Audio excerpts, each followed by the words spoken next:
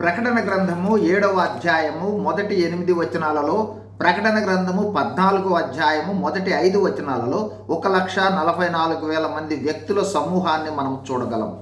ఈ రెండు చోట్ల చెప్పబడిన 1,44,000 మందిని గురించి ఇప్పుడు తెలుసుకుందాం. ప్రకటన గ్రంథము 7వ అధ్యాయము మొదటి 8 వచనాల్లో 1,44,000 మంది. 1. వీరు ఇశ్రాయేలుల 12 గోత్రములలో ప్రతి గోత్రము నుండి 12,000 చొప్పున 1,44,000 మంది. 2.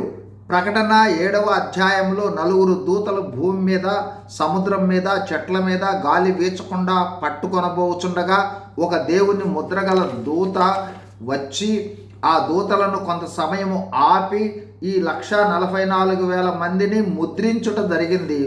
ఆ ముద్ర వేయించుకున్న వారే వీరు. 3.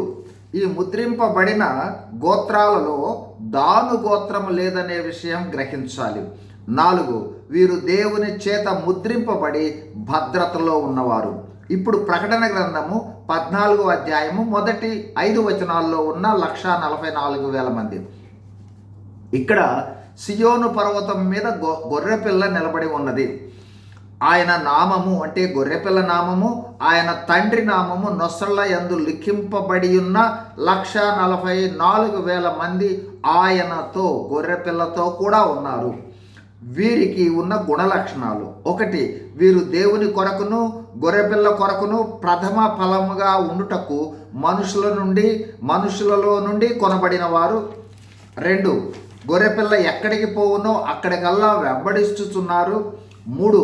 భూలోకములో ఎవ్వరు నేర్చుకొన జాలని పాడలేని కీర్తన వీరు నేర్చుకుని పాడగలరు. 4. వీరు స్త్రీ సాంగత్యము చేత అపవిత్రులు కానివారు, స్త్రీ సాంగత్యము ఎరుగనివారు. 5. వీరి నోట ఏ అబద్ధము లేదు. 6. వీరు అనింద్యులు. ఈ అర్హత కలిగిన 1,44,000 మందిని ప్రథమ ఫలముగా దేవుడు నియమించుకున్నట్లుగా చూస్తాం.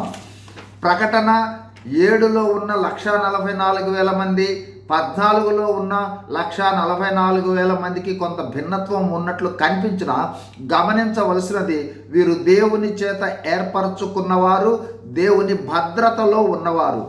7 ఏండ్ల శ్రమ కాలంలో వీరి బాధ్యతలు స్పష్టంగా తెలుపబడకపోయినను వీరు యేసు ప్రభు వారి సువార్త వ్యాప్తి చేయుటకును, సాక్ష్యమిచ్చుటకును, సువార్త సందేశాన్ని పంచుకొనుచు శ్రమల కాలంలో ఇతరులను విశ్వాసంలోనికి తీసుకుని రావడానికి పంపబడిన సమూహంగా మనము గుర్తించవచ్చు.